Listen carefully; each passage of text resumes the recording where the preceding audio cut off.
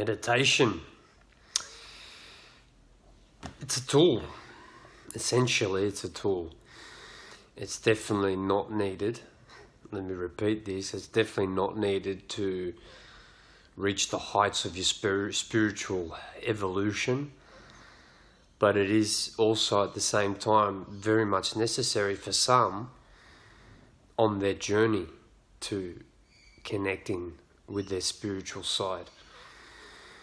I guess it's probably best to clear up what I mean by spiritual side or spiritual health, because people who are deep into this whole spiritual thing, who I'm definitely not, I just know the value of it from what I've experienced. So I think it's important to explain the benefits of what it is to be spiritually aligned before going into meditation, because meditation, yoga, journaling, these things definitely align you spiritually. But for those majority of the population who are unhappy and want to be happier, they're not going to want to even know about spirituality because it sounds a little bit too much like religion. So I'll just touch on it quickly. But I guess I said it just then, spiritual alignment is very much linked to your happiness and your well-being. In fact, I would go out to say that being spiritual is just being in touch with your emotions and your fulfillment and your satisfaction. There you go. For the every layman's terms of what spiritual means, for me it's just a insight into your fulfillment and satisfaction with yourself, with your relationship with others, and with your actual satisfaction with life in general. How is your perspective? How is your outlook on life? That to me really sums up what being spiritual is and being spiritually aligned. Now you can go deeper and say, there's more to us than just the physical body and our minds and what we think. You can go in, and for the layman, you could just go in and explain the soul as the observer of your actions, of your behaviors, of your thoughts. So, yes, you can see, and you can see your body, but there's also something watching you see as well. And when you meditate, you get to connect with that consciousness of that thing that when you can meditate and stop thinking, you realize that there's something still there when there's no thoughts. There's something still there, alive, that still hears and still is aware of the surroundings when you stop thinking and when you stop moving. So that's a little bit deeper into what spiritual alignment would be. Now let's get back to the topic of meditation. I'll start with the pros. If you're the type of person that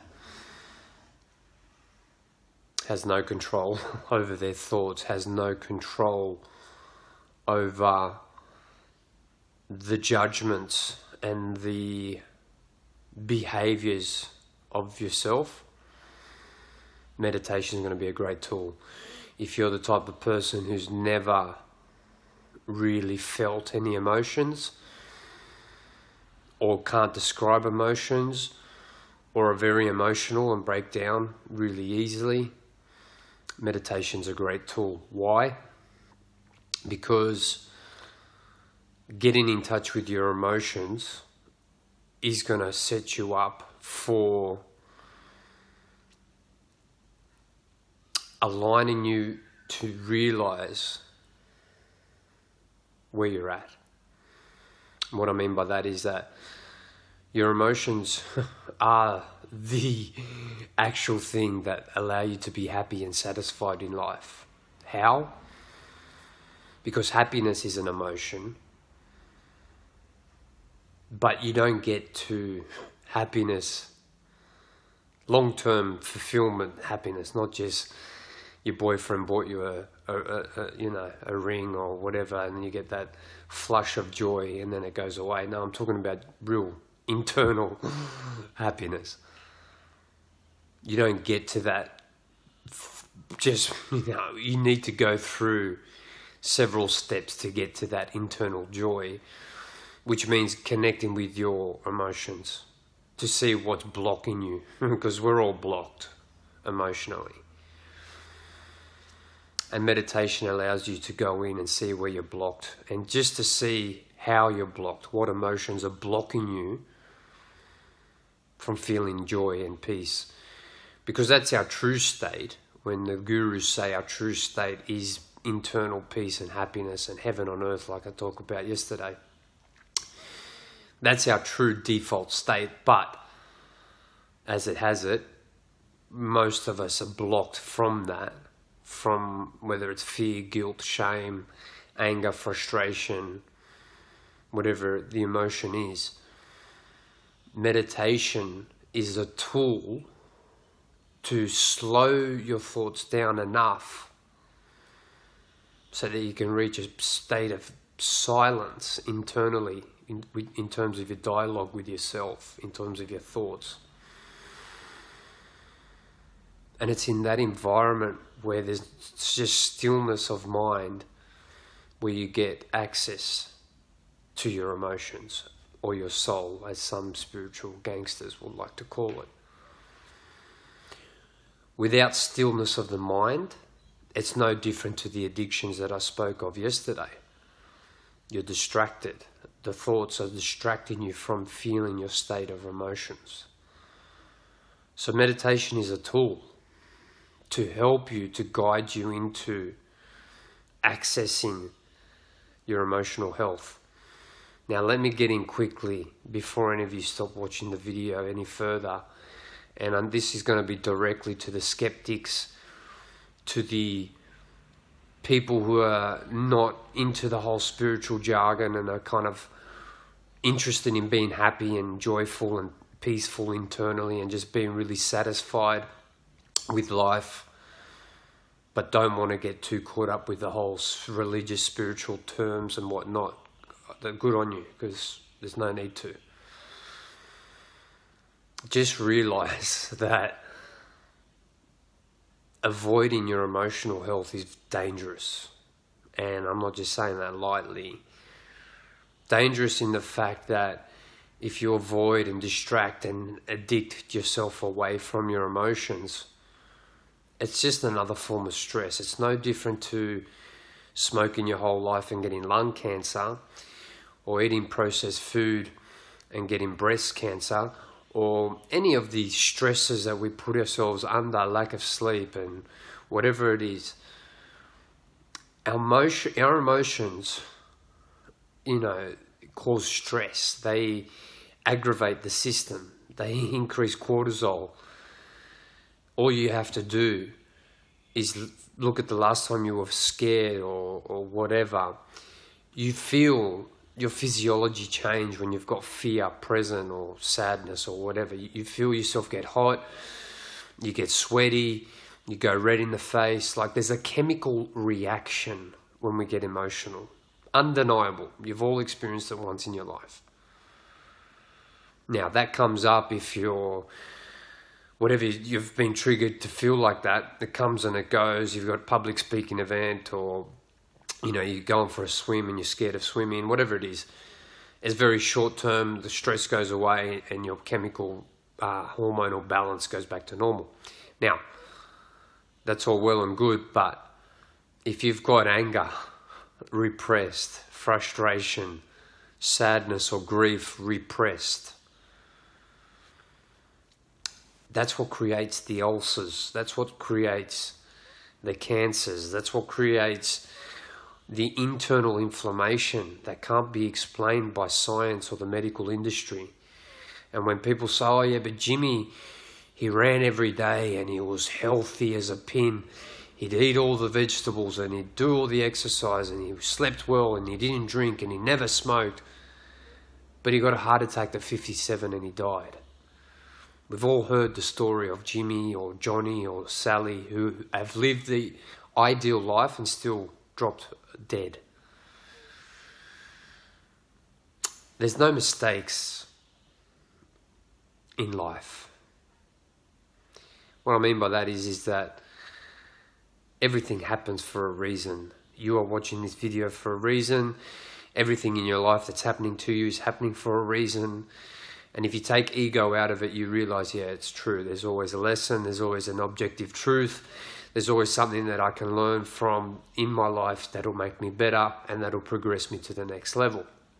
Now, if you've got illness or ulcers or disease or anything like that out of nowhere,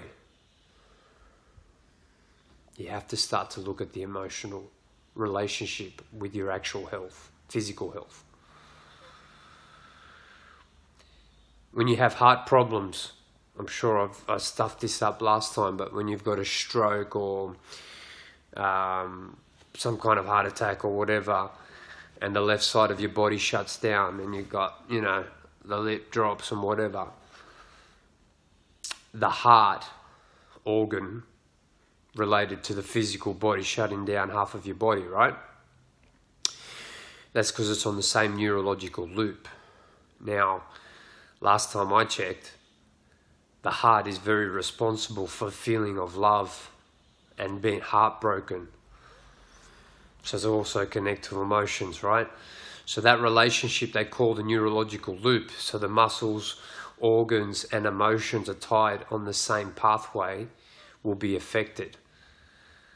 Then you go into the chakras, which is another spiritual jargon term, but basically it's explaining what I'm explaining to you right now, is that your emotions are in fact able to stress the system and in fact cause illness and disease just like any other stressor on the body. So taking it seriously, being proactive, just like you would if you were 20 kilos heavy, just like you would if you had a psychosis, just like you would if you had any kind of stress in your life, overworking, sick, the flu, whatever, you have to take responsibility and be proactive about how you go about rectifying the stresses in your life. And emotional stress is a massive one. It's one that everyone avoids. It's one that people think is full of shit. Just because you can't put your finger on it, like you can grab the jiggle on your stomach. You can grab it and you're like, yeah, okay, I am a little bit overweight here. You can with being overweight. But with your emotional health, there's nothing to grab because it's deep within. And that's why people can easily turn a blind eye until it's too late. Until the doctors do say you've got a cancer or an ulcer or whatever it is. So, meditation is useful in those circumstances for those who are very busy, very occupied, don't have enough time, constantly thinking, constantly worrying, constantly doing things. They can't sit still. They're very restless. They've always got something to do.